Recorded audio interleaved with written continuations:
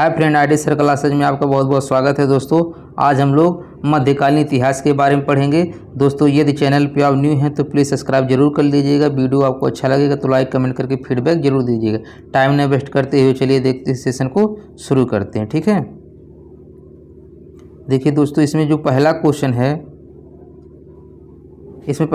है, देखिए अब हम इसमें पढ़ेंगे दोस्तों अरब एवं तुर्की आक्रमण महमूद गजनवी और मोहम्मद गोरी से कितने क्वेश्चन पूछे गए हैं। तो इसमें पहला क्वेश्चन है मोहम्मद गोरी किस वर्ष पृथ्वीराज तृतीय से पराजित हुआ था। आपको बताना कि जो मोहम्मद गोरी है किस वर्ष पृथ्वीराज तृतीय से पराजित हुआ था। तो दोस्तों किस वर्ष पराजित हुआ था, ये हुआ था आपका 1191 में। 1100 किस में हुआ था, 91 में हुआ था। कब हुआ था दोस्तों, 1191 में हुआ था। इसके बारे में थोड़ा सा देख लीजिए। पृथ्वीराज चौहान तृतीय ने 1191 ईस्वी में तराइन के प्रथम युद्ध में मुस्लिम शासक शिहाबुद्दीन मोहम्मद गोरी को पराजित किया। तराइन के दूसरे युद्ध 1192 में वह मोहम्मद गोरी से पराजित हुआ और भारत में तुर्की राज्य की स्थापना की। ठीक है, तो इतना आपको जरूर ध्यान रखिएगा दोस्तों। अभी भी इसमें से देखिए ऐसे भी क्वेश्चन पूछा जाएगा। इसमें कह रहा है तराइन के प्रथम युद्ध में, तो पूछेगा तराइन का प्रथम युद्ध कब हुआ था, 1191 में हुआ था। और तराइन का दूसरा जो युद्ध हुआ था कब हुआ था, 1192 में हुआ था। ठीक है, ये भी ध्यान रखिएगा, साथ साथ में ऐसे भी क्वेश्चन पूछ लेता है। चलिए देखते हैं अगला क्वेश्चन। अगला क्वेश्चन है कि पहली बार भारत पर आक्रमण करने वाला मुस्लिम कौन था। पहली बार भारत पर आक्रमण करने वाला मुस्लिम कौन था। तो दोस्तों कौन था, ये मोहम्मद बिन कासिम था। ये कौन था दोस्तों, मोहम्मद बिन कासिम था। ठीक है, आइए इसके बारे में थोड़ा सा देख लेते हैं।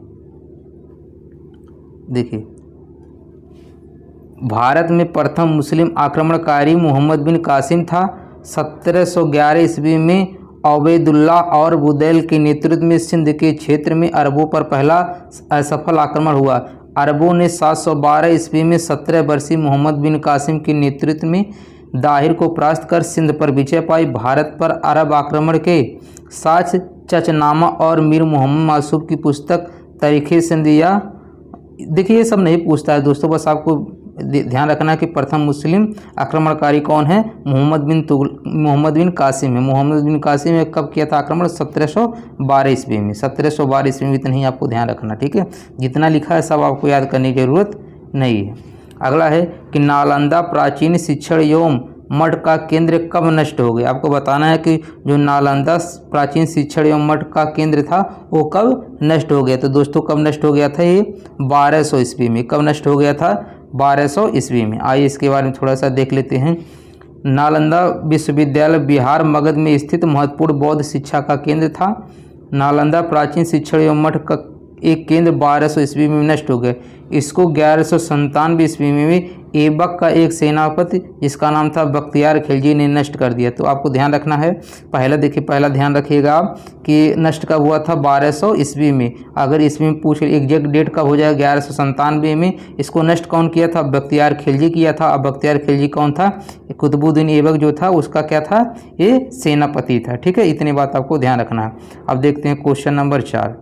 क्वेश्चन नंबर 4 देखिए, दिल्ली सल्तनत शुरू हो जाएगा। ठीक है, अब देखिए दिल्ली सल्तनत से कौन से क्वेश्चन पूछे गए हैं। देखिए इसमें दिल्ली सल्तनत गुलाम वंश, खिलजी वंश, तुगलक वंश, सैयद वंश एवं लोधी वंश, इससे भी क्वेश्चन पूछता है। देखिए इसका क्रम आप याद कर लीजिए कि पहला गुलाम वंश होता है, दूसरा खिलजी वंश था।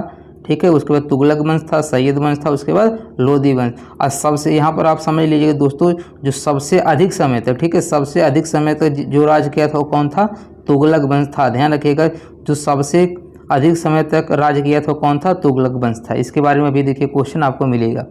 दिल्ली सल्तनत के निम्नलिखित राजवंशों में किसने सबसे कम अवधि तक शासन किया था। देखिए अभी ऊपर हम बताए ना कि सबसे अधिक समय तक कौन राज किया था दोस्तों, तुगलक वंश किया था। यहाँ पूछ लिया कि सबसे कम अवधि तक, तो सबसे कम अवधि तक कौन किया था दोस्तों, खिलजी। ठीक है, जो दूसरे वाले हैं खिलजी, ये सबसे कम अवधि तक शासन किए थे और सबसे अधिक अवधि तक कौन किए थे, ये तुगलक वंश किए थे। आपको इतना ध्यान रखना। ठीक है, इनका दिल्ली सल्तनत के राजवंशों में सबसे कम अवधि तक खिलजी राजवंश ने शासन किया। खिलजी वंश ने दिल्ली की सत्ता पर 1290 से लेकर 1320 तक शासन किया। जलालुद्दीन फिरोज खिलजी वंश के संस्थापक थे। ठीक है, ध्यान रखिएगा बहुत लोग सोचते हैं ना कि खिलजी वंश का संस्थापक अलाउद्दीन खिलजी था, लेकिन ये नहीं था, ये वास्तविक था। जो खिलजी वंश का संस्थापक था कौन था? जलालुद्दीन फिरोज खिलजी था। ठीक है, ये खिलजी वंश के संस्थापक थे। दिल्ली के खिलजी सुल्तानों में अलाउद्दीन खिलजी में सबसे प्रसिद्ध और योग्य शासक था। अगर देखिए स्थापना तो जलालुद्दीन खिलजी ने किया था, लेकिन वास्तविक संस्थापक कौन था? अलाउद्दीन खिलजी था। अलाउद्दीन खिलजी जो था इसने सिकंदर शानी की उपाधि धारण की थी। इतना बात आपको ध्यान रखना है। ठीक है, चलिए देखते हैं अगला क्वेश्चन। अगला क्वेश्चन है कि निम्नलिखित में से दिल्ली का पहला सुल्तान कौन था? आपको बताना है इसमें से दिल्ली का पहला सुल्तान कौन था। तो दोस्तों पहला सुल्तान कौन था? गुलाम वंश का जो संस्थापक था कुतुबुद्दीन ऐबक। ठीक है, ये मोहम्मद गोरी का गुलाम था। इसका क्या नाम था? कुतुबुद्दीन ऐबक। और ये दिल्ली का पहला सुल्तान हुआ था। ठीक है, ये किससे संबंधित थे? गुलाम वंश से संबंधित है। आइए इसके बारे में और से देख लेते हैं। देखिए कह रहे दिल्ली का पहला सुल्तान कुतुबुद्दीन ऐबक था। मोहम्मद गोरी का गुलाम कुतुबुद्दीन ऐबक ने 1206 ईस्वी में गुलाम वंश की नींव रखी थी।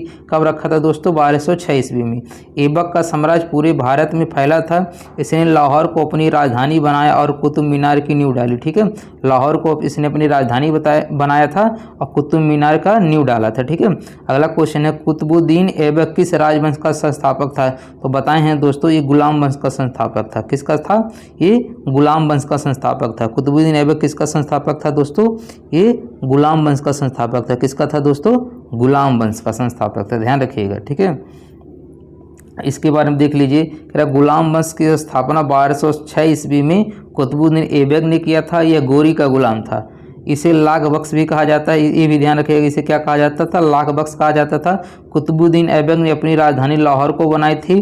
कुतुब मीनार की नींव कुतुबुद्दीन ऐबक ने डाली थी। कह रहा है कुतुब मीनार की जो नींव है किसने डाली थी? कुतुबुद्दीन ऐबक ने डाली थी।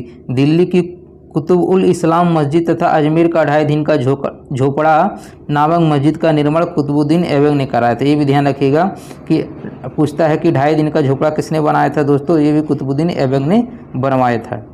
अगला क्वेश्चन है, ये काफ़ी इंपॉर्टेंट क्वेश्चन है। पूछता है कि लौह और रक्त की नीति किसने अपनाई थी? लौह और रक्त की नीति किसने अपनाई थी? दोस्तों किसने अपनाई थी आपको ये बताना है। तो किसने अपनाई थी दोस्तों? ये बलबन। किसने अपनाई थी? बलबन ने अपनाई थी। आइए इसके बारे में देख लेते हैं। 7वें का डिटेल यहाँ पे देख लेते हैं, 7, 7, 8 वाला भी। देखिए लौह और रक्त की नीति अर्थात कठोर नीति गुलाम वंशी शासक बलबन ने अपनाई थी। बलबन ने विद्रोहियों को कमजोर करने तथा मंगोल आक्रमण से रक्षा के लिए यह नीति अपनाई थी। बलबन ने राजत्व सिद्धांत को ऊंचा करने के लिए सिजदा और प्रवेश प्रथा की भी प्रारंभ किया था। तो ये भी क्वेश्चन पूछता है कि जो सिजदा और प्रवेश प्रथा था उसको किसने प्रारंभ किया था? तो ध्यान रखिएगा इसने बलबन ने किया था। बलबन ने नौरोज उत्सव को शुरू करवाए थे। ये भी ध्यान रखिएगा जो नौरोज उत्सव है, ठीक है, अब प्रेजेंट टाइम में पारसी द्वारा मनाया जाता है। ठीक है, तो ये इसका उत्सव का जो प्रारंभ किसने करवाया था? ये भी बलबन ने करवाया था। अगला क्वेश्चन, किसके शासनकाल में इब्न बतूता भारत आया था? ये भी कई बार क्वेश्चन पूछा गया है। तो दोस्तों ये किसके शासनकाल में आया था? ये मोहम्मद बिन तुगलक के शासनकाल में ये भारत आया था। ये पूछता है इब्न बतूता किसके शासनकाल में आया था? मोहम्मद बिन तुगलक के काल में आया था। इससे संबंधित कई क्वेश्चन पूछता है। देखिए दोस्तों इब्न बतूता 1333 ईस्वी में मोहम्मद बिन तुगलक के काल में भारत आया। वह मोरक्को अफ्रीका का निवासी था। ये भी क्वेश्चन पूछता है कि जो इब्न बतूता था कहाँ का यात्री था दोस्तों? वह मोरक्को यानी अफ्रीका का था। ठीक है, मोरक्को अफ्रीका का था। इसका मूल नाम शेख फतेह अब्दुल्ला या अब्दुल्ला मोहम्मद बिन बतूता था। मोहम्मद बिन तुगलक ने उसे दिल्ली का काजी नियुक्त किया। 1342 ईस्वी में मोहम्मद तुगलक अपने राजदूत बनाकर चीन भेजा था। इसने अपने यात्रा वृत्तांत रेहला नामक ग्रंथ में लिपिबद्ध किया था। ये भी ध्यान रखिएगा कि किसने किया था दोस्तों? रेहला नामक पुस्तक में किया था। चलिए देखते हैं इसका अगला क्वेश्चन। अगला क्वेश्चन है भारत पर तैमूर ने किस वर्ष आक्रमण किया था? भारत पर तैमूर ने किस वर्ष आक्रमण किया था? दोस्तों किस वर्ष आक्रमण किया था आपको बताना। तो किस वर्ष आक्रमण किया था? 1398 ईस्वी में। कब किया था दोस्तों? 1398 ईस्वी में आक्रमण किया था। देखिए तुगलक वंश के अंतिम शासक नसीरुद्दीन महमूद 1394 से लेकर 1412 ईस्वी के शासनकाल में 1398 ईस्वी में समरकंद के शासक तैमूर ने भारत पर आक्रमण किया था। अगला क्वेश्चन है किस शासक ने भारत में तुगलक वंश की नींव रखी थी? बताना है किस शासक ने भारत में तुगलक वंश की नींव रखी थी? तो किसने रखी थी तुगलक वंश की नींव दोस्तों, आपको ये बताना है। तो चलिए बताइए कमेंट करके किसने रखी थी दोस्तों तुगलक वंश की, गयासुद्दीन तुगलक। तुगलक वंश की जो नींव रखी थी किसने रखी थी दोस्तों, गयासुद्दीन तुगलक ने रखी थी। ठीक है, अब देखिए यही बताए हैं जो तीसरे नंबर आता है वो क्या होता है, ये तुगलक वंश होता है और सबसे अधिक समय तक राज इन्होंने ही किया था। ठीक है, तुगलक वंश का संस्थापक गाजी मलिक या गयासुद्दीन तुगलक था। इसका संबंध करौना जनजाति से था। गाजी मलिक 8 सितंबर 1320 को गद्दी पर बैठा। इसने सिंचाई के लिए कुएं एवं नहरों का निर्माण कराया था। इसने तुगलकाबाद नामक नगर की स्थापना की थी। ये भी क्वेश्चन पूछता है, तुगलकाबाद नामक नगर की स्थापना किसने की थी दोस्तों, ये गयासुद्दीन तुगलक ने करवाया था। इस वंश में 3 योग्य शासक हुए, गयासुद्दीन, उसका पुत्र मोहम्मद बिन तुगलक और उसका उत्तराधिकारी फिरोज तुगलक। ठीक है, यही 3 शासक हुए थे। ठीक है, देखिए अगला है इसमें, दिल्ली में अलाउद्दीन खिलजी के शासनकाल की अवधि क्या थी। बताना है कि दिल्ली में अलाउद्दीन खिलजी के शासनकाल की अवधि क्या थी। तो दोस्तों इसकी अवधि क्या थी आपको बताना है। तो क्या थी दोस्तों, चलिए बताइए। इसमें थी 1296 से लेके 1316 तक, 1296 से लेके 1300, ये खिलजी वंश से था। देखिए आइए इसके बारे में थोड़ा सा देख लेते हैं, इससे भी काफ़ी इंपॉर्टेंट क्वेश्चन पूछता है, यहाँ से पूरा डिटेल देख लेते हैं। दिल्ली में अलाउद्दीन खिलजी के शासनकाल की अवधि 1296 से लेकर 1316 ईस्वी तक थी। उसका साम्राज्य अफगानिस्तान से लेकर उत्तर मध्य भारत तक फैला था। अलाउद्दीन खिलजी दिल्ली सल्तनत खिलजी वंश का दूसरा शासक था। अलाउद्दीन खिलजी के प्रमुख विजय अभियान हैं गुजरात विजय, रणथंभौर विजय, चित्तौड़, मालवा, सिवान, जलौर। ऑप्शन देखना चाहते हैं तो देख लीजिए, सब पूछता नहीं, बस इसका अलाउद्दीन खिलजी का शासनकाल देख लीजिए, बस 1296 से लेकर 1316 ईस्वी तक था। इतने बात आपको ध्यान रखना। 11 के बाद देखते हैं क्वेश्चन नंबर 12। क्वेश्चन नंबर 12 में खिज्र खान निम्नलिखित में से किस राजवंश से संबंधित था। आपको बताना जो खिज्र खान था ये किस वंश से संबंधित है, तो ये सैयद वंश से था। ठीक है, सैयद वंश से था। देख लीजिए यहाँ पर इसके बारे में पूरा डिटेल दिया है। खिज्र खान दिल्ली सल्तनत के सैयद वंश जिनका शासनकाल था, शासनकाल सबका सभी वंश का जरूर याद कर लीजिए, कभी कभी पूछता है। 1414 से 1451 ईस्वी तक था। ठीक है, संस्थापक था। इसने आक्रमणकारी तैमूर का सहयोग प्रदान किया। बदले में तैमूर ने इसे लाहौर, मुल्तान और दीपालपुर की सूबेदारी सौंपी।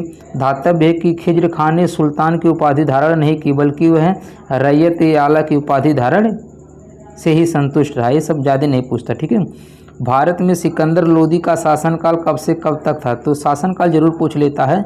तो सिकंदर लोदी का शासनकाल कब था, तो दोस्तों ये कब था, सिकंदर लोदी का शासनकाल कब था दोस्तों, ये था 1489। ठीक है, 1489 से लेके 1517 तक। ठीक है, कब था, 1489 से लेके 1517 तक। ठीक है, आइए इसके बारे में थोड़ा देख लेते हैं। सिकंदर लोदी 1489 से लेकर 1517 ईस्वी बहलोल लोदी का पुत्र एवं उत्तराधिकारी था। इसका मूल नाम निजाम खां था और यह 16 जुलाई 1489 को सुल्तान सिकंदर शाह की उपाधि के साथ दिल्ली के सिंहासन पर बैठा। यह स्वर्णकार हिंदू माँ की संतान था। सिकंदर लोदी ने आगरा नगर की स्थापना की। ये क्वेश्चन पूछता है कि आगरा नगर की स्थापना किसने की थी, तो ध्यान रखिएगा सिकंदर लोदी। यहाँ से पॉइंट नोट कर लीजिएगा, यही क्वेश्चन पूछता है कि आगरा नगर की स्थापना किसने की थी, सिकंदर लोदी ने। गले की बीमारी के कारण 21 नवंबर 1517 ईस्वी में इसकी मृत्यु हो गई थी। ठीक है, अगला क्वेश्चन देखते हैं अब विजयनगर साम्राज्य के बारे में। ठीक है, अगला आ गया आपका विजयनगर साम्राज्य। विजयनगर साम्राज्य से देखिए कौन सा क्वेश्चन पूछा है। इसमें अगला है कि विजयनगर की प्रचलित परंपराओं के अनुसार राय विजयनगर के शासकों को क्या कहा जाता था। कह रहा है विजयनगर की प्रचलित परंपराओं के अनुसार राय जो विजयनगर के शासक को कहा जाता था उनका क्या नाम था, तो इसका क्या नाम रहता था दोस्तों, उसको नरपति बोलते थे। क्या बोलते थे, नरपति बोलते थे। ठीक है, विजयनगर की प्रचलित परंपराओं के अनुसार राय विजयनगर के शासकों को नरपति लोगों का स्वामी कहा जाता था। अश्वपति किसको कहा जाता था, विजयनगर की लोकप्रिय परंपराओं के दक्कन के सुल्तानों को घोड़ों के स्वामी अश्वपति कहा जाता था। ठीक है, अगला क्वेश्चन है तुलु राजवंश की स्थापना किसने की? बताना है कि तुलु राजवंश की स्थापना किसने की? तो तुलु राजवंश की स्थापना किसने की थी दोस्तों? इनका नाम था वीर नरसिंह। इनका क्या नाम था दोस्तों? वीर नरसिंह था। ठीक है। तुलु वंश की स्थापना नरसा नायक के पुत्र वीर नरसिंह ने की थी। इतिहास में इसे द्वितीय बला पहाड़ की संज्ञा दी गई। तुलु वंश विजयनगर का तीसरा राजवंश था। तुलु वंश के 6 शासकों ने 60 वर्ष तक शासन किया। अगला क्वेश्चन है, किस प्राचीन साम्राज्य में महिलाएं कुश्ती में भाग लेती थी? पूछा है किस प्राचीन साम्राज्य में महिलाएं कुश्ती में भाग लेती थी? तो दोस्तों किस में भाग लेती थी आपको बताना है। तो ये दोस्तों विजयनगर साम्राज्य में। ठीक है, विजयनगर साम्राज्य में महिलाएं कुश्ती में भाग लेती थी। ठीक है, तो इसका कौन सा ऑप्शन सही हो जाएगा? बी हो जाएगा। अब चलिए देखते हैं अगला क्वेश्चन। देखिए इसका हो गया दोस्तों कि विजयनगर साम्राज्य मध्यकालीन दक्षिण भारत का एक साम्राज्य था। इसकी स्थापना हरिहर प्रथम और बुक्का नामक 2 भाइयों ने की थी। ये भी क्वेश्चन पूछता है विजयनगर की स्थापना किसने की थी? तो हरिहर और बुक्का नामक 2 भाइयों ने की थी। इस प्राचीन साम्राज्य की महिलाएं कुश्ती में भाग लेती थी। विजयनगर राज्य किस नदी के किनारे स्थित है? बताना है विजयनगर राज्य किस नदी के किनारे स्थित है? तो किस नदी के किनारे स्थित है दोस्तों? तुंगभद्रा। इसका क्या नाम है दोस्तों? तुंगभद्रा। चलिए देखते हैं अगला क्वेश्चन। अगला क्वेश्चन है, इसके बारे में देख लीजिए। विजयनगर राज्य तुंगभद्रा नदी के उत्तरी तट पर स्थित। स्थापना 1336 ईस्वी में हरिहर एवं बुक्का नामक 2 भाइयों ने की थी। हरिहर और बुक्का ने अपने पिता संगम के नाम पर संगम राजवंश की स्थापना की। विजयनगर साम्राज्य की राजधानियां क्रमशः अन्यगुड़ी या अनोगोंडी, विजयनगर, पेनाकोंडा तथा चंद्रगिरी था। हम्पी विजयनगर की पुरानी राजधानी का प्रतिनिधित्व करता है। विजयनगर की वर्तमान नाम हम्पी या हस्तिनावती है। ठीक है, क्या नाम है? हम्पी या हस्तिनावती है। कुछ अगला क्वेश्चन है, विजयनगर साम्राज्य के संस्थापक कौन थे? तो देखिए दोस्तों, इनका हरिहर और बुक्का 2 भाई थे, दोनों लोग ने किया था। ठीक है, लेकिन यहाँ पर देखिए हरिहर भी दे दिया, बुक्का भी दे दिया, इसलिए अलग अलग दे दिया, इसलिए क्वेश्चन गलत माना गया था। ठीक है, यहाँ पर देखिए इसका ऑप्शन लगा दिया है। विजयनगर साम्राज्य की स्थापना हरिहर और बुक्का नामक 2 भाइयों ने 1336 ईस्वी में की थी। दोनों ने की थी तो दोनों का नाम दे दिया, इसलिए क्या है? गलत है। बस इतने आप ध्यान रखना है कि हरिहर और बुक्का ने की थी। ठीक है, चलिए देखते हैं 18वां 19वां हम लोग देखेंगे सिख धर्म भक्ति आंदोलन। ठीक है, सिख धर्म और भक्ति आंदोलन को देखेंगे। तो देखिए इसमें अगला क्वेश्चन है कि मध्ययुगीन भारत में भक्ति आंदोलन के प्रमुख अगुवाकारों में से एक कौन था? पूछा मध्ययुगीन भारत में, तो मध्ययुगीन में कौन सा हो जाएगा दोस्तों? इनका नाम था शंकराचार्य। इनका क्या नाम था? शंकराचार्य। देखिए इसमें कह रहा मध्ययुगीन भारत में भक्ति आंदोलन के प्रमुख अगुवाकारों में एक शंकराचार्य जी थे। इनके द्वारा प्रतिपादित दार्शनिक परंपरा को अद्वैतवाद कहा जाता है। ध्यान रखिएगा, ये भी पूछता है ये अद्वैतवाद के संस्थापक कौन है? तो दोस्तों ये शंकराचार्य जी हैं। इस काल में सामाजिक धार्मिक सुधारकों द्वारा समाज में विभिन्न तरह से भगवान की भक्ति का प्रसार किया गया। चलिए देखते हैं अगला क्वेश्चन। अगला क्वेश्चन है, गुरु ग्रंथ साहिब के संकलन को प्रमाणित किया था।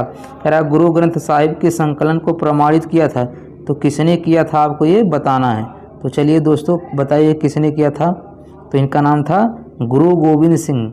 गुरु गोविंद सिंह ने किया था। ठीक है, गुरु ग्रंथ साहिब के संकलन को प्रमाणित किसने किया था? गुरु गोविंद सिंह जी ने किया था। ठीक है, आइए इसके बारे में देख लेते हैं। गुरु ग्रंथ साहिब के संकलन को 1706 ईस्वी में गुरु गोविंद सिंह ने प्रमाणित किया था। इस संकलन में शेख फरीद, संत कबीर, नामदेव और गुरु तेग बहादुर जैसी अन्य हस्तियों के लेखन को जोड़ा गया। आदि ग्रंथ को ही गुरु ग्रंथ साहिब के नाम से जाना जाता है, जिसकी रचना गुरु अर्जुन देव ने की थी। ठीक है, जिसकी रचना किसने की थी? गुरु अर्जुन देव ने। पूछता है गुरु ग्रंथ साहिबा के नाम से जाना जाता है, जिसकी रचना किसने की थी दोस्तों? गुरु अर्जुन देव ने की थी। किस पुस्तक गुरुमुखी लिपि में लिखी गई है? किस लिपि में लिखी गई है? तो दोस्तों गुरुमुखी लिपि में लिखी गई है। 20 के बाद देखते हैं क्वेश्चन नंबर 21। क्वेश्चन नंबर 21 है, किस सिख गुरु की जयंती गुरु पर्व त्यौहार के रूप में मनाई जाती है? किस गुरु कह रहा है किस सिख गुरु की जो जयंती है गुरु पर्व के रूप में, गुरु पर्व त्यौहार के रूप में मनाई जाती है? तो किसकी मनाई जाती है दोस्तों?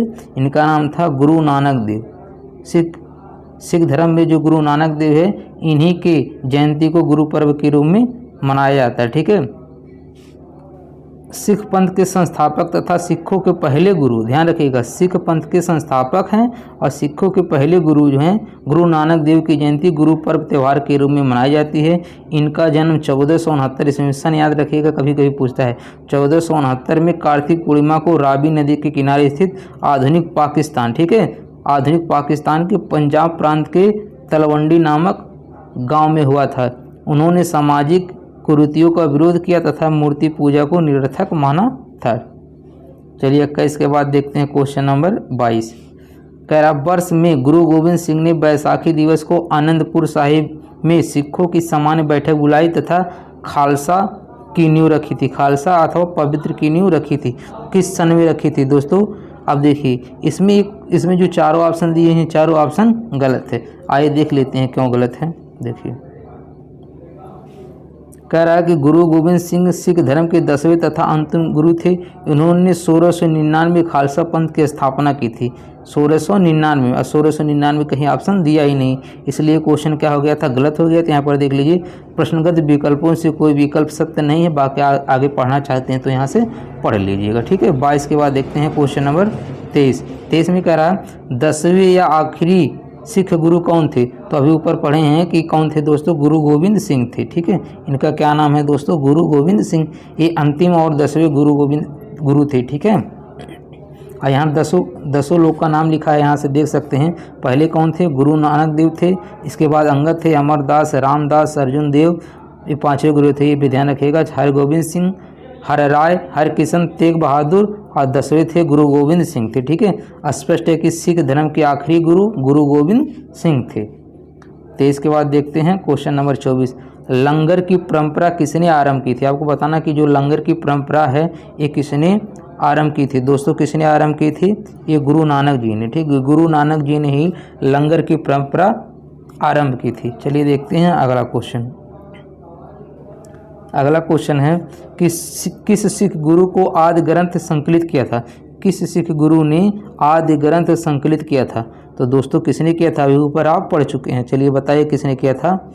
गुरु अर्जुन देव ने, ठीक है। गुरु अर्जुन देव ने, गुरु जो अर्जुन देव हैं, ठीक है, इन्होंने आदि ग्रंथ को संकलित किया था, ठीक है। किसने किया था?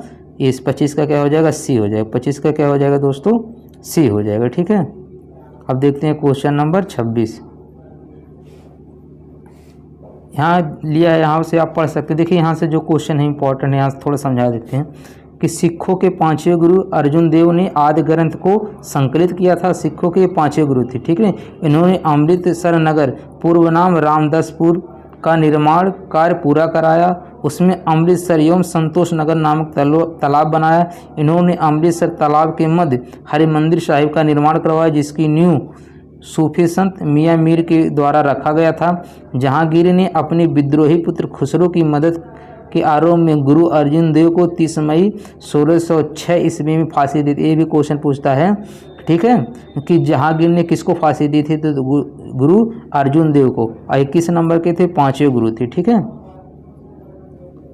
चलिए देखते हैं अगला क्वेश्चन। अगला क्वेश्चन है दोस्तों, किस मुगल शासक के आदेश पर सिखों के 5वें गुरु अर्जुन देव जी को मार दिया गया? देखिए ये क्वेश्चन आ गया। तो किसके दोस्तों, ये इनका नाम था शाहजहां। इसका क्या नाम था दोस्तों? शाहजहां। ऊपर देखिए इसका व्याख्या ऊपर कह रहा है, देख लीजिए, ठीक है। भक्ति आंदोलन को उत्तर भारत में लाने का श्रेय इनमें से किसको जाता है? भक्ति आंदोलन को उत्तर भारत में पूछा है, ठीक है।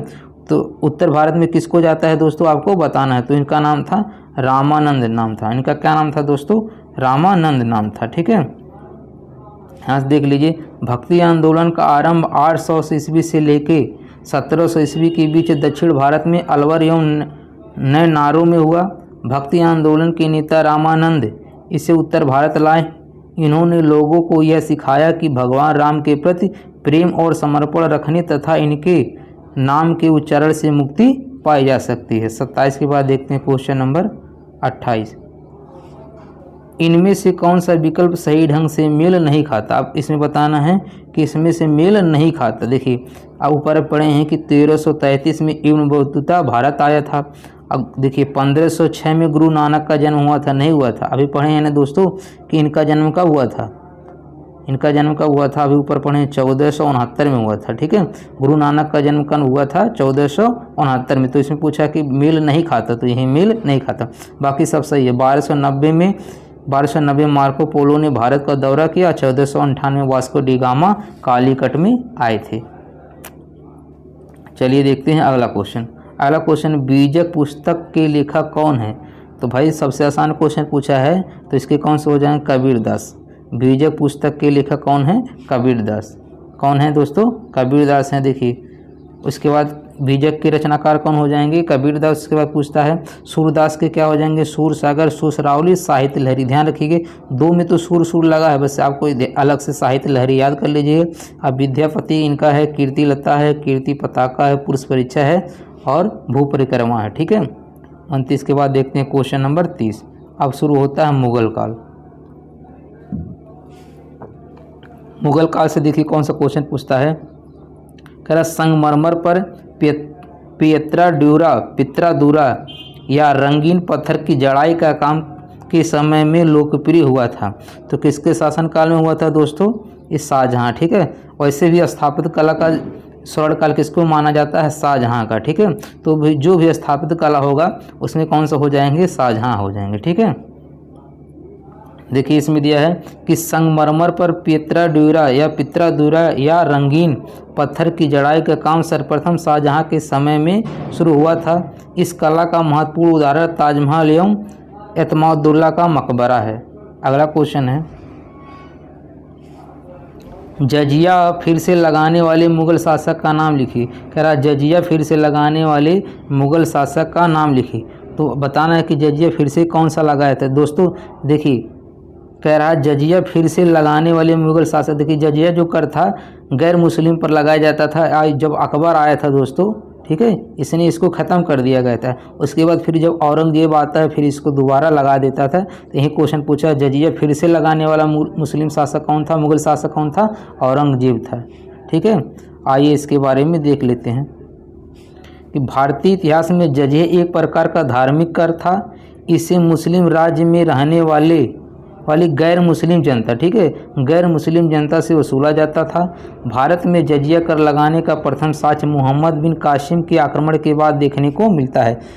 कब मिलता है, मोहम्मद कासिम के आक्रमण के बाद मिलता है। ठीक है, सर्वप्रथम उसने ही भारत के सिंध प्रांत के देवल में जजिया कर लगाया था। जजिया कर को समाप्त करने वाला पहला मुगल शासक अकबर था। किसने समाप्त कर दिया था, अकबर कर दिया था। औरंगजेब ने फिर से जजिया कर को लगा दिया था। तो शुरू कौन किया था, मोहम्मद बिन तुगलक किया था। ख़त्म कौन कर दिया, अकबर कर दिया था। और फिर से कौन लगा दिया था, औरंगजेब लगा दिया था। ठीक है, अब देखिए अगला क्वेश्चन है, जब ईस्ट इंडिया कंपनी की स्थापना हुई, तब भारत पर निम्नलिखित में से किसका शासन था। आपको बताना है किसका शासन था दोस्तों, तो ये मुगल सम्राट। ठीक है, मुगल सम्राट। जब ईस्ट इंडिया कंपनी की स्थापना हुई तब भारत पर निम्नलिखित में किसका शासन था दोस्तों, मुगल सम्राट का था। मौर्य सम्राट, ये गुप्त सम्राट, तो बहुत शुंग सम्राट, ये सब पहले ही खत्म हो चुके थे। ठीक है, ईस्ट इंडिया कंपनी की स्थापना 1600 ईस्वी में हुई थी। इस समय मुगल बादशाह अकबर 1556 से 1605 का शासन था। 31 दिसंबर 1600 को व्यापारियों के एक समूह जिसने खुद को ईस्ट इंडिया कंपनी में शामिल किया था, को ईस्ट इंडिया कंपनी के साथ व्यापार का एकाधिकार दिए गए थे। अब देखते हैं क्वेश्चन नंबर 32। क्वेश्चन नंबर 33 है दोस्तों, अकबर की सफल भू राजस्व प्रणाली का श्रेय उनके निम्नलिखित में से किस श्रेष्ठ दरबारी को दिया जाता है। तो दोस्तों किसको दिया जाता है, इनका नाम था राजा टोडरमल। इनका क्या नाम था दोस्तों, राजा टोडरमल था। ठीक है, अकबर की सफल भू राजस्व प्रणाली का श्रेय राजा टोडरमल को दिया जाता है। वह अपने समय के एक योग्य राजस्व अधिकारी थे। पूर्व में उन्होंने शेर शाह के दरबार में भी सेवा दी थी। भू राजस्व की जब्ती प्रणाली की शुरुआत टोडरमल ने की थी, जिसे प्रायः टोडरमल बंदोबस्त भी कहा जाता है। 33 के बाद देखते हैं क्वेश्चन नंबर 34।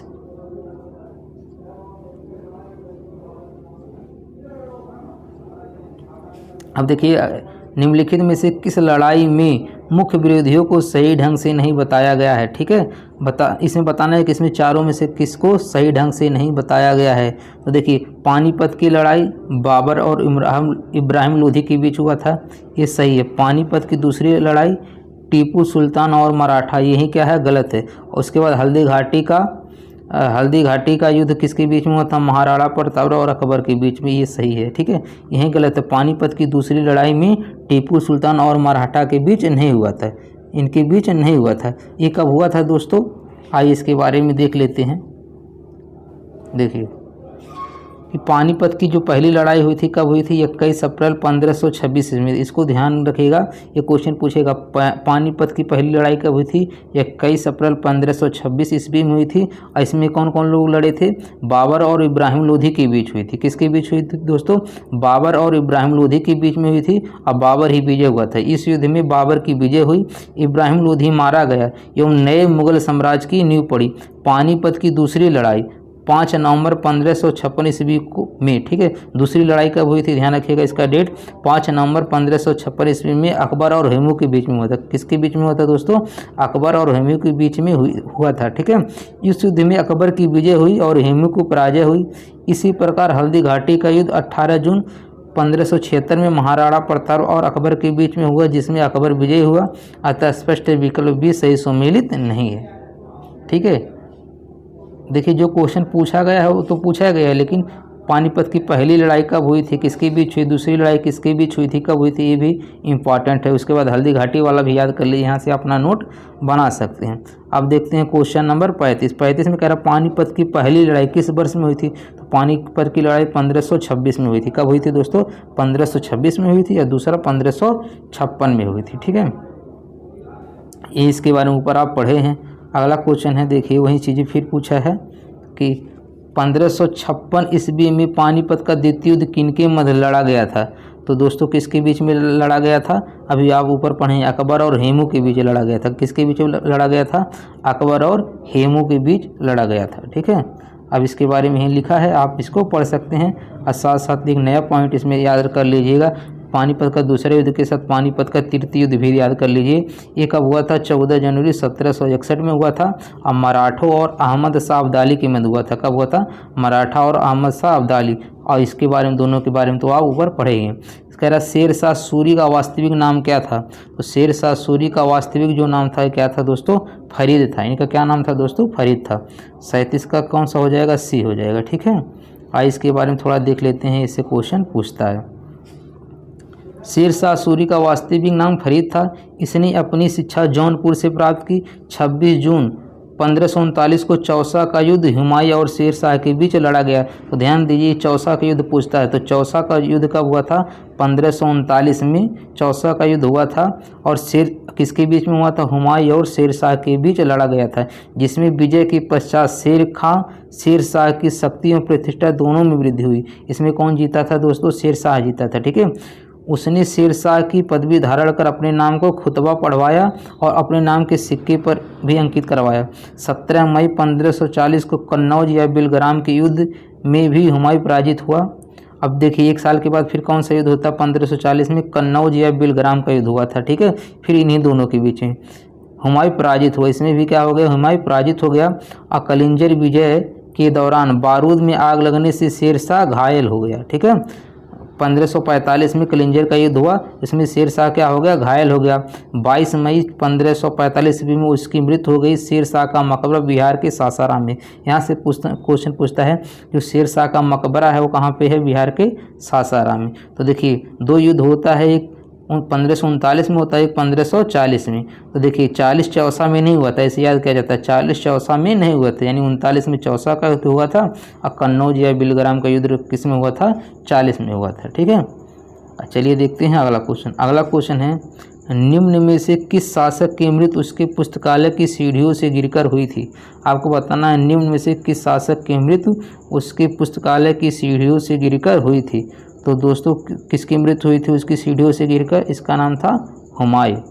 कौन था ये दोस्तों, हुमायूं, ठीक है। ये बाबर का पुत्र था, ध्यान रखिएगा। चलिए इसके बारे में थोड़ा सा देख लेते हैं। भारत में मुगल वंश के संस्थापक बाबर का पुत्र नसीरुद्दीन हुमायूं 1530 ईस्वी में गद्दी पर बैठा। गद्दी पर बैठने से पूर्व हुमायूं बदख्शा का सूबेदार था। 1539 में चौसा का युद्ध हुमायूं में शेर खां के बीच हुआ, जिसमें हुमायूं पराजित हुआ। इस युद्ध के बाद शेर खां ने शेर शाह की पदवी ग्रहण की। इसके बाद बिलग्राम कन्नौज युद्ध में 1540 में हुमायूं एक बार फिर से शेर शाह से पराजित हुआ। वह सिंध होते हुए ईरान चला गया, जहाँ पर 15 वर्षों तक निर्वासित जीवन व्यतीत किया।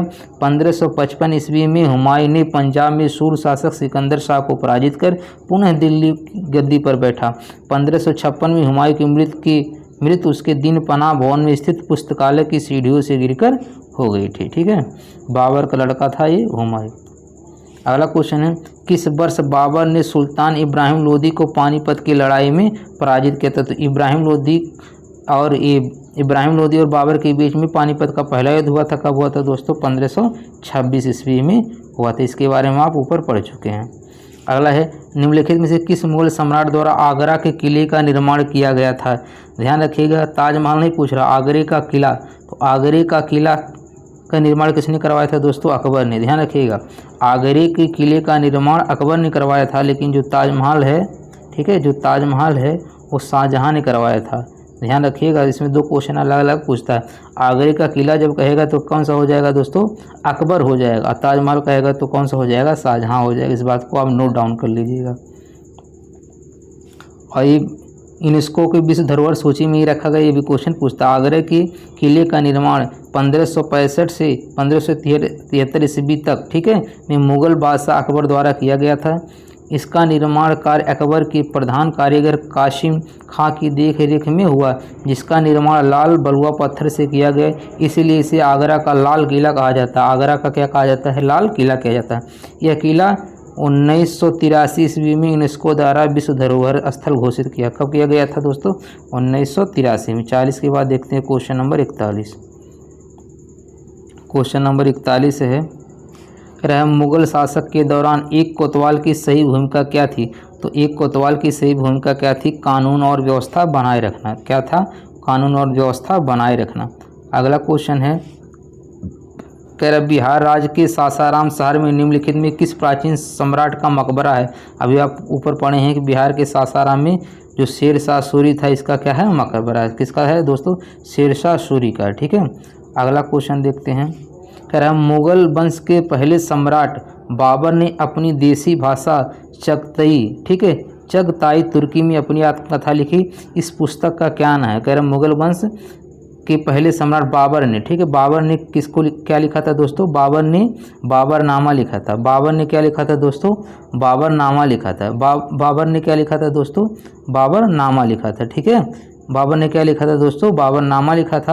और कभी कभी ये भी पूछता है किस भाषा में लिखा गया, तो ध्यान रखिएगा कौन सा भाषा था? चगताई तुर्की। ठीक है, क्या था? चगताई तुर्की। ये बाबर की आत्मकथा है।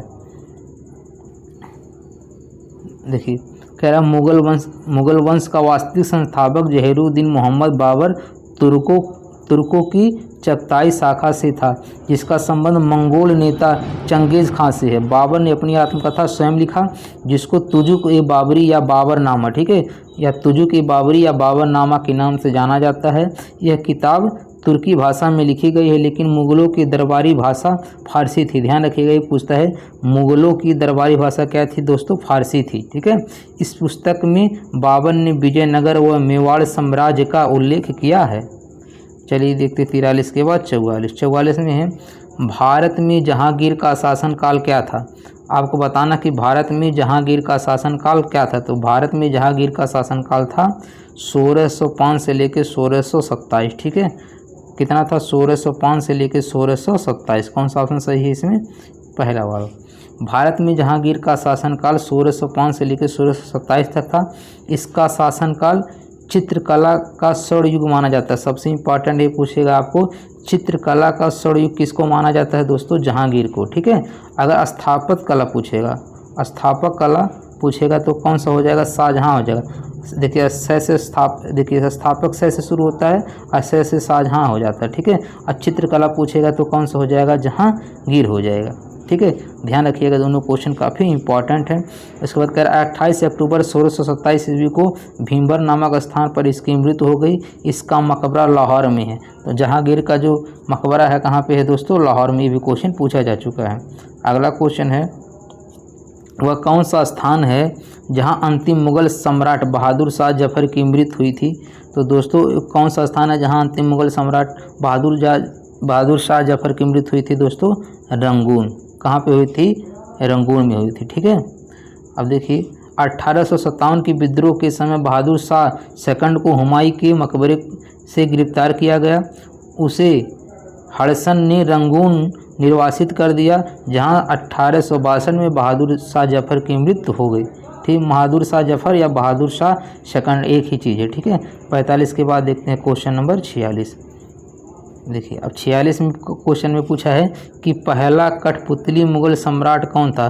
पहला कठपुतली मुगल सम्राट कौन था? तो दोस्तों कौन था ये था जहांदर शाह। ठीक है। ये कठपुतली सम्राट था, इसका नाम था दोस्तों जहांदर शाह था। ठीक है। देखिए ये भी लोअर में पूछा है। ठीक है, काफ़ी इंपॉर्टेंट है। यहाँ से देखिए कुछ क्वेश्चन और पूछता है। बहादुर शाह की मृत्यु के बाद उसके पुत्र जहांदर शाह, अजीम उस शान, रफ़ी उस शान और जहान शाह में हुए उत्तराधिकारी युद्ध में जहांदर शाह ने जुल्फ़िकार खां के सहयोग से सत्ता प्राप्त की। 51 वर्ष की आयु में जहांदर शाह 29 मार्च 1712 ईस्वी में मुगल राज सिंहासन पर बैठा। जुल्फ़िकार खां को इसका प्रधानमंत्री नियुक्त किया गया। जहांदर शाह जुल्फ़िकार खां के हाथों का कठपुतली बनकर रह गया। जहांदर शाह के शासनकाल में प्रशासन की पूरी बागडोर जुल्फ़िकार खां के हाथों में थी। जहांदर शाह ने लाल कुंवारी नामक वेश्या को शासन में हस्तक्षेप करने का अधिकार दे रखा था। जहांदर शाह ने, ये भी क्वेश्चन पूछता है कि एक वेश्या को शासन में हस्तक्षेप करने वाला कौन सा था? ये जहांदर शाह ने अनुमति दी थी। ठीक है। लोग इसे लंपट मूर्ख, ये भी क्वेश्चन पूछता है, लंपट मूर्ख किसको कहा जाता है दोस्तों? ये जहांदर शाह को। ठीक है। और फर्रुखसियर को भी कहा जाता है, आपको कमेंट करके बताना। ठीक है। इसको घृणित कायर कहा जाता है।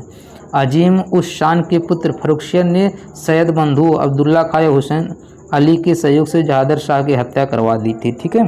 तो ये जहांदर शाह को लंपट मूर्ख भी कहा जाता है, कठपुतली था और इसने वेश्याओं को अपने प्रशासन में हस्तक्षेप करने की अनुमति प्रदान कर दिया था। ठीक है। विश्व प्रसिद्ध मोर सिंहासन का निर्माण और उसकी लाल किले में स्थापना निम्न में से किस मुगल शासक ने की थी? तो किसने की थी दोस्तों? ये शाहजहां। जहाँ भी स्थापत्य कला की बात होगी वहाँ क्या हो जाएगा? शाहजहां हो जाएगा। इसका कौन सा आंसर हो जाएगा? शाहजहां हो जाएगा। विश्व प्रसिद्ध मयूर सिंहासन का निर्माण शाहजहां ने करवाया था। पहले ये आगरा के किले में था, बाद में इसे दिल्ली के लाल किले में स्थापित किया गया था, जिसे यहाँ से लूटकर नादिर शाह अपने देश ईरान ले गया था। शाहजहां के शासनकाल को मुगल स्थापत्य कला का स्वर्णकाल कहा जाता है। अब देखिए यहीं स्थापत्य कला का स्वर्णकाल किसको कहा जाता है? शाहजहां के शासनकाल को। शाहजहां के द्वारा बनाई गई प्रमुख इमारतों में दिल्ली का लाल किला, दीवाने आम, दीवाने खास, दिल्ली का जामा मस्जिद, आगरा का मोती मस्जिद व ताजमहल शामिल है। देखिए आगरे का जो मोती मस्जिद है और जो आगरे का ताजमहल है, दोनों शाहजहां ने बनवाया था, लेकिन जो आगरे का किला है वो अकबर ने बनवाया था। अगला है अकबर के दरबार में प्रसिद्ध कवि थे। तो बताना अकबर के दरबार में प्रसिद्ध कवि कौन थे दोस्तों? ये रहीम खान थे। इनका क्या नाम था दोस्तों? रहीम खान थे। ठीक है। इनके बारे में आप पढ़ लीजिएगा। अब देखते हैं क्वेश्चन नंबर 49। ठीक है। क्वेश्चन नंबर 49 है कि अकबर के नवरत्न के बारे में इनमें से कौन सा सही ढंग से मेल नहीं खाता है? तो बताना कि कौन सा सही ढंग से मेल नहीं खाता है। देखिए अबुल फजल वह अकबर के वजीर थे और अकबर के शासनकाल में अकबरनामा के लेखक थे। ठीक है। ध्यान रखिएगा, ये क्वेश्चन आपको पूछता कि अकबरनामा के लेखक कौन थे? अब अबुल फजल थे, वहीं से लिखा गया, इसके मतलब ये सही है। राजा मान सिंह वह अकबर के वित्त मंत्री थे। अकबर, ये जो राजा मान सिंह हैं ये अकबर के वित्त मंत्री नहीं थे, यही वाला क्या है? गलत है। उसके बाद अब्दुल रहीम खान खाना वह एक कवि और अकबर के भरोसेमंद देखभाल करने वाले बैरम खान के पुत्र थे। ये भी बात सही है। ठीक है। बैरम खान ही अकबर का संरक्षक था। मुल्ला दो प्याजा वह मुगल सम्राट अकबर के मुख्य सलाहकारों में से एक थे। ठीक है। तो यही बी वाला जो है क्या है? ये गलत है। ठीक है। आइए इसके बारे में देखते हैं 49 का। 49 के बाद क्वेश्चन नंबर 50। मान सिंह आमेर के राजा भरमाल का पौत्र था। वह 14 नवंबर 1589 को आमेर की राजगद्दी पर बैठा। यह अकबर के नवरत्नों में से एक था तथा अकबर का मनसबदार एवं मुख्य सेनापति था। मान सिंह को अकबर ने फर्जमंद एवं रजा की उपाधि से सम्मानित किया। अगला क्वेश्चन है कि औरंगजेब का पुत्र था। ठीक है, औरंगजेब का पुत्र पूछा है कि औरंगजेब किसका पुत्र था। ठीक है, तो दोस्तों औरंगजेब किसका पुत्र था? औरंगजेब शाहजहां का पुत्र था। ठीक है, औरंगजेब शाहजहां का पुत्र था। ठीक है, औरंगजेब किसका पुत्र था दोस्तों? शाहजहां का पुत्र था। इसके बारे में और लिखा है, डिटेल यहाँ से आप पढ़ लीजिए। अगला क्वेश्चन है पानीपत का द्वितीय युद्ध किन के बीच लड़ा गया था? तो अकबर और हेमू के बीच लड़ा गया था। क्या उनका क्या हो जाएगा? बी हो जाएगा।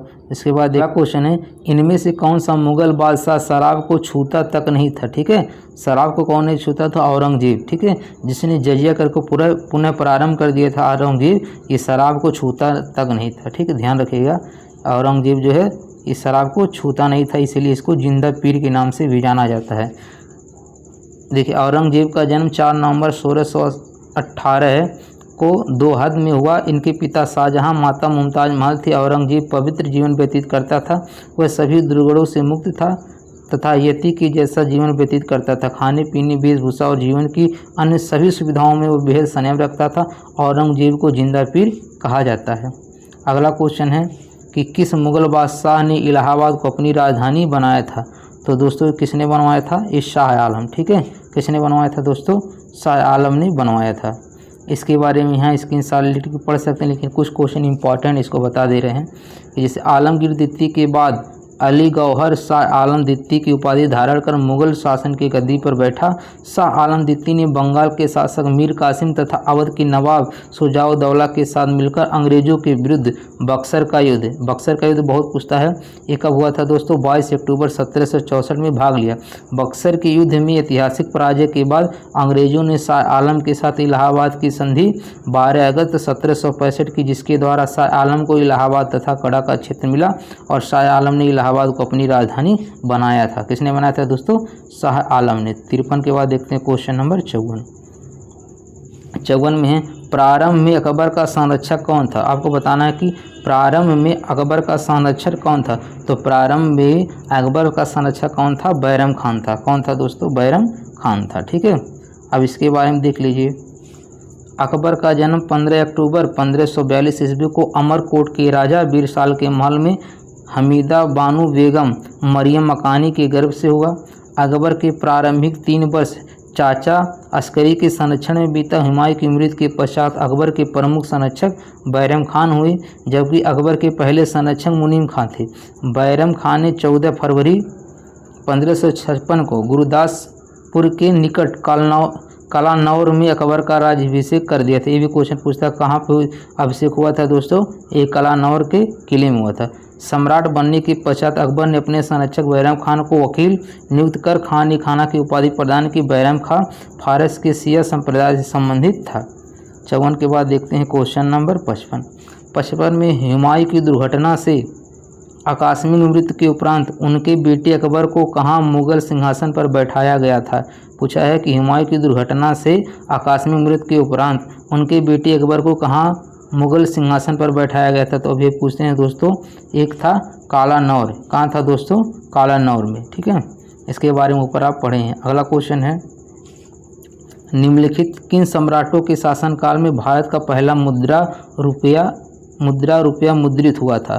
तो किसके शासनकाल में हुआ था ये दोस्तों? शेरशाह सूरी। ठीक है, इनका क्या नाम था दोस्तों? शेरशाह सूरी था। ठीक है, शेरशाह सूरी के शासनकाल में भारत की मुद्रा रुपया प्रथम बार जारी किया गया था, जो आज के रुपये का अग्रदूत है। शेरशाह ने चांदी की रुपया नामक सिक्का जारी किया। इसका वजन 180 ग्राम था तथा ग्रैंड ट्रंक रोड, ठीक है, ग्रैंड ट्रंक रोड यानी जीडी रोड जिसको बोलते हैं, का निर्माण शेरशाह सूरी के शासनकाल में हुआ। ये भी पूछता है जीडी रोड का निर्माण किसने करवाया था दोस्तों? ये शेरशाह सूरी। ठीक, किसने करवाया था? शेरशाह सूरी ने। अगला क्वेश्चन है कि थॉमस रो मुगल सम्राट जहांगीर से किस किले में मिला था? ये पूछा है कि थॉमस रो था या टॉमस रो, कहीं मिलेगा आपको। थॉमस रो था। ये मुगल सम्राट जहांगीर से किस किले में मिला था दोस्तों? किस किले में मिला था? ये अजमेर के किले में मिला था। ठीक है, ये किस किले में मिला था दोस्तों? अजमेर के किले में मिला था। देखिए यहाँ से भी क्वेश्चन पूछता है कि जहांगीर अजमेर किले में सर टॉमस रो से तथा 1608 में कैप्टन हॉकिंस से राज दरबार में मिला था। ठीक है, तो जो कैप्टन हॉकिंस आए थे और सर टॉमस रो आए थे, ये दोनों किससे मिले थे दोस्तों? ये जहांगीर से मिले थे। ठीक है, अगला है इनमें से किसने भूमि मापांकन की व्यवस्था प्रारंभ की? तो इसमें से भूमि मापांकन की व्यवस्था किसने प्रारंभ की थी दोस्तों? शेरशाह ने। किसने की थी दोस्तों? शेरशाह ने। ठीक है, इसके देखिए शेरशाह सूर्यवंश का संस्थापक था। इसने सबसे पहले भूमि मापन के लिए सिकंदरी गज का प्रयोग किया जो 32 अंक का होता था। सन की डंडी का भी प्रयोग किया, तो सिकंदरी गज का प्रयोग इसी ने किया था। 58 के बाद देखते हैं क्वेश्चन नंबर 59। 59 में क्वेश्चन में कह रहा है इनमें से किसने अकबर की धार्मिक नीति की आलोचना की? अकबर की धार्मिक नीति की आलोचना किसने की थी? तो दोस्तों आपको बताना है किसने की थी। तो अब चलिए बताइए किसने की थी दोस्तों? बदायूनी ने की थी। किसने की थी? बदायूनी ने। ठीक है, अकबर की धार्मिक नीति की आलोचना अब्दुल कादिर बदायूनी ने की। अकबरनामा की रचना अबुल फजल ने की। वह दीन ए इलाही धर्म का मुख्य पुरोहित तथा बदायूनी ने मुंतखब उत तौरीक की रचना की। ठीक है, अगला क्वेश्चन है कि इनमें से कौन सा मुगल सम्राट अनपढ़ था? ठीक है, तो कौन सा अनपढ़ था दोस्तों? अकबर। अकबर क्या था? ये अनपढ़ था। अगला क्वेश्चन है मुगल काल में पुलिस बल के मुखिया को कहा जाता था? मुगल काल में पुलिस बल के मुखिया को कोतवाल कहा जाता था। क्या कहा जाता था दोस्तों? कोतवाल कहा जाता था। ठीक है, चलिए देखते हैं अगला क्वेश्चन। अगला क्वेश्चन है कि निम्नलिखित में से किस मुगल शासक ने अंतोगत्वा मेवाड़ के शासक महाराणा प्रताप सिंह के पुत्र राणा अमर सिंह से एक समझौता किया था? तो दोस्तों किसने किया था? इसने जहांगीर। ठीक है, जहांगीर से।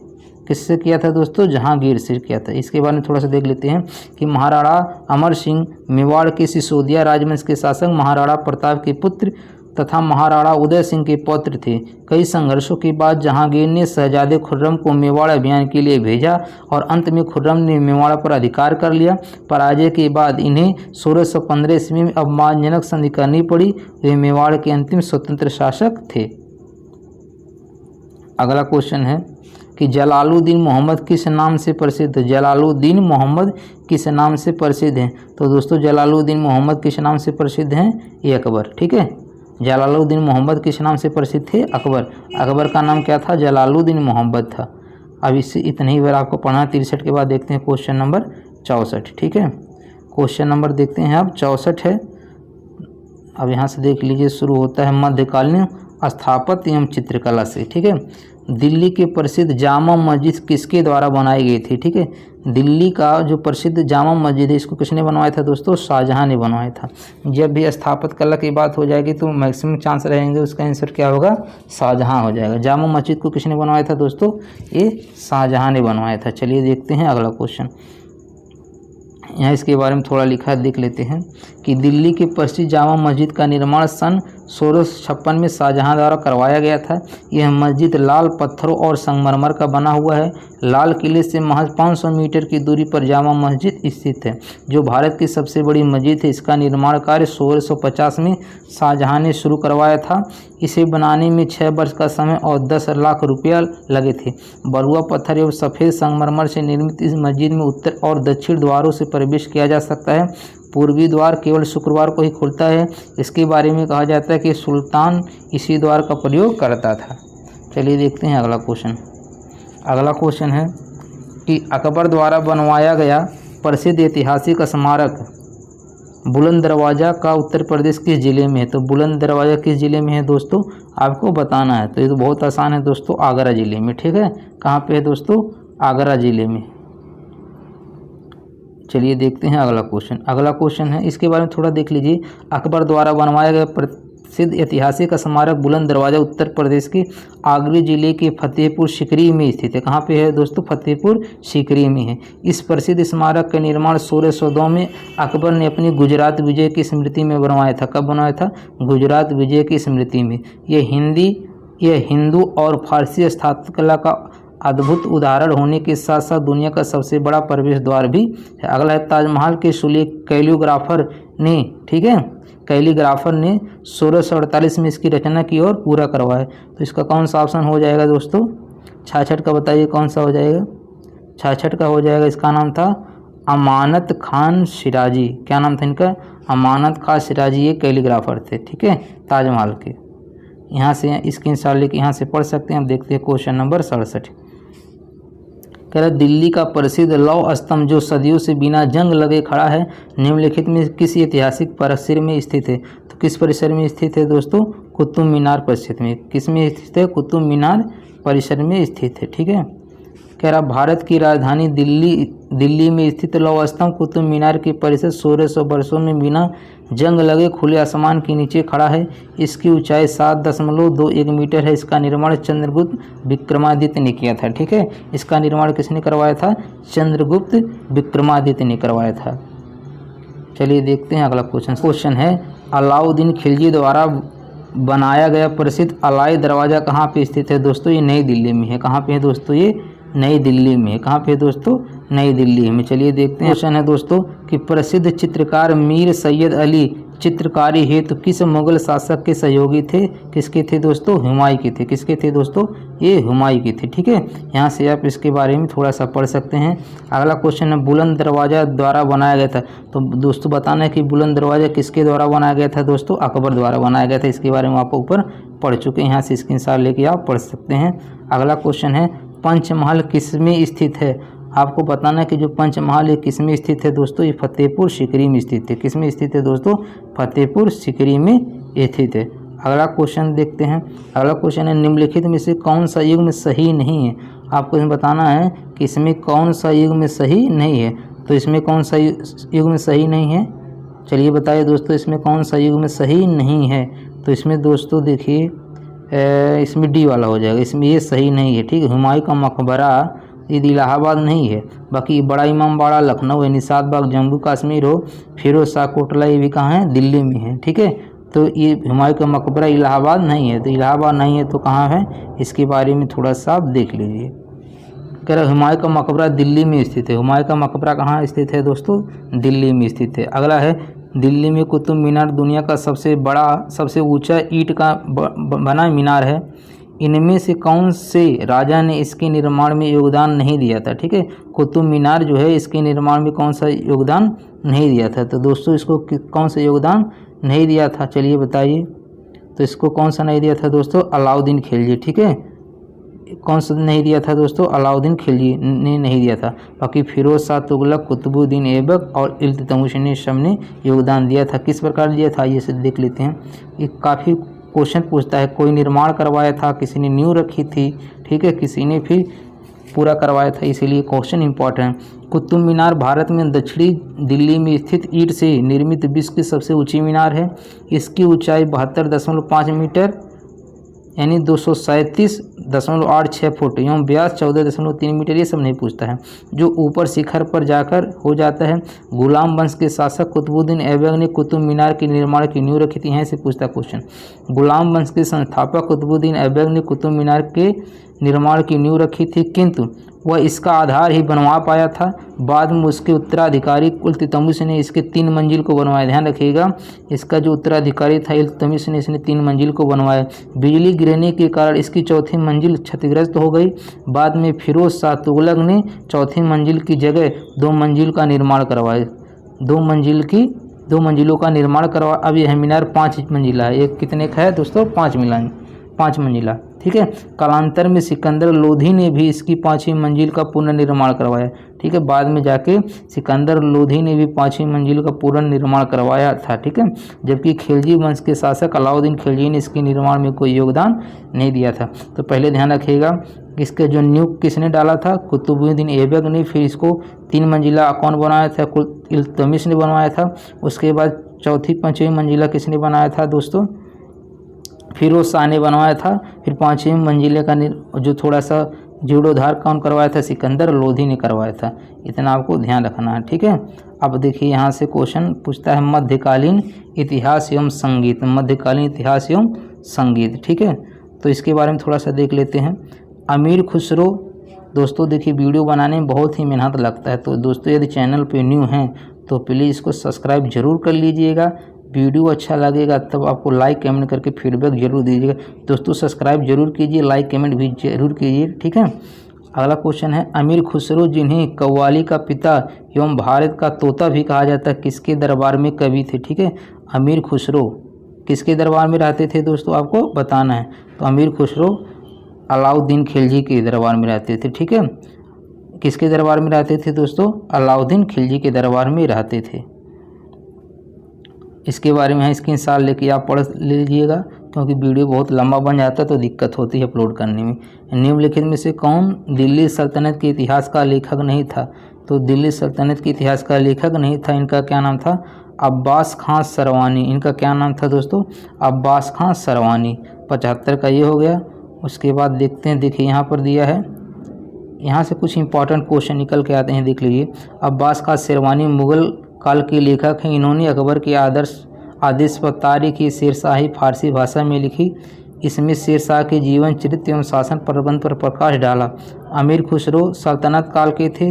इन्होंने किरण उस सादेन मिफ्ताह उल फतह खजाइन उल फतह आशिका नू ये सिपिर। इतना कठिन कौन पूछता है यार। मिनाज उज सिराज ये सल्तनत काल है। इन्हें फारसी भाषा में तबकात ये सब, इसमें जीवादीन बरनी वाला चहो पूछ लेता है।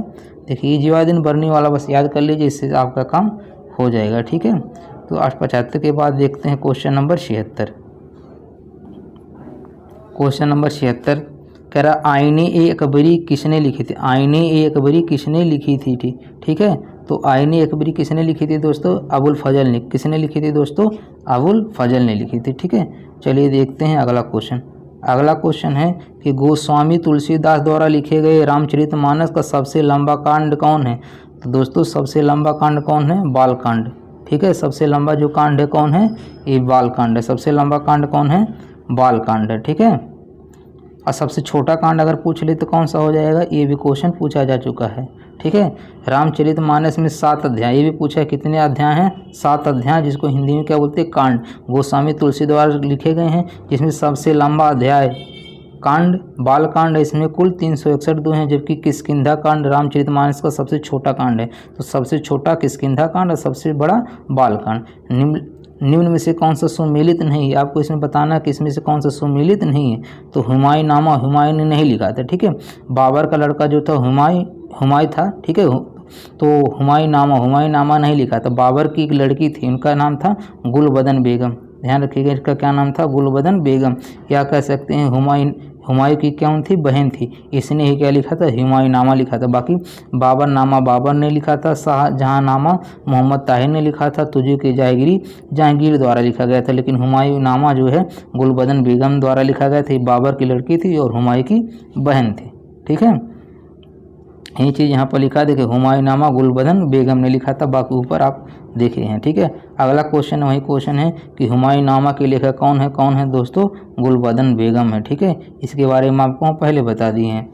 अगला है कि अकबरनामा के प्रसिद्ध लेखक कौन है, आपको बताना है कि अकबरनामा के प्रसिद्ध लेखक कौन है दोस्तों। ये भी क्वेश्चन पढ़ चुके हैं, इनका नाम अबुल फजल है। ठीक है, अगला है कि तारीख़-ए-फ़िरोज़ शाही के लेखक कौन है, आपको बताना है कि तारीख़-ए-फ़िरोज़ शाही के लेखक कौन है। तो इनका नाम है ज़ियाउद्दीन बरनी। तारीख़-ए-फ़िरोज़ शाही के लेखक कौन है, ज़ियाउद्दीन बरनी। इनका क्या नाम है दोस्तों, ज़ियाउद्दीन बरनी। 81 के बाद देखते हैं क्वेश्चन नंबर 82 में है अकबर ने अपने दरबारी संगीतक के रूप में किसे नियुक्त किया गया था। ठीक है, कह रहा है क्वेश्चन में अकबर ने अपने दरबारी संगीतक के रूप में किसे नियुक्त किया गया था।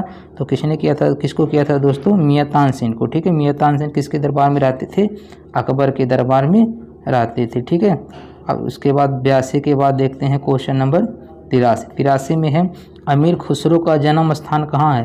तो अमीर खुसरो का जन्म स्थान कहाँ पे है दोस्तों, कासगंज। ये कहाँ पड़ता है, एटा में ही पड़ता है। ठीक है, पहले एटा था, अब कासगंज हो गया है। अमीर खुसरो का जन्म 1253 में उत्तर प्रदेश के पटियाली कासगंज में एटा जिले से विभाजित कर नया जिला बनाया गया। पहले कासगंज जो है एटा में आता था, एटा से विभाजित करके कासगंज बनाया गया है। अमीर खुसरो का जन्म यहीं पर हुआ था। ठीक है, अमीर खुसरो को हिंदी खड़ी बोली तथा तबला वादक यंत्र के जनक माने। ये भी ध्यान रखिए, तबला वाद्य यंत्र के जनक किसको माना जाता है, अमीर खुसरो को। और हिंदी बोली की भी जनक किसको माना जाता है, अमीर खुसरो को माना जाता है।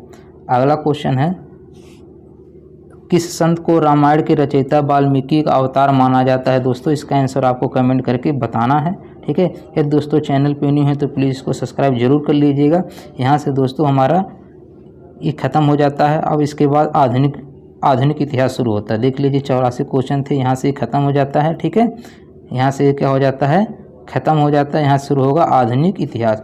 आधुनिक इतिहास दोस्तों नेक्स्ट वीडियो में मिलते हैं। यदि दोस्तों चैनल पे नहीं है तो प्लीज़ इसको सब्सक्राइब जरूर कर लीजिएगा, क्योंकि दोस्तों फ्री कास्ट होता है और लाइक करने की भी कोई पैसा नहीं लगता है, तो लाइक भी कर दीजिएगा। अगर आपको कुछ अच्छा लिखने होगा तो कमेंट करके लिख दीजिएगा। मिलते हैं नेक्स्ट वीडियो में, तब तक के लिए धन्यवाद।